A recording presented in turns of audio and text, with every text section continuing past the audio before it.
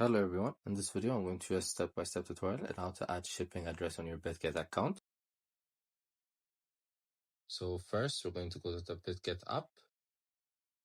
Then since we're logged in, we're going to click on the profile icon on the top left corner.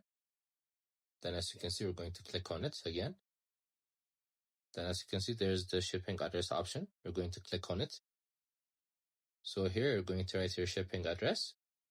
It could be full address or your city, your street, your residential area, as well as your zip code. So once you write it, if you have any remarks to specificity, you could also add that.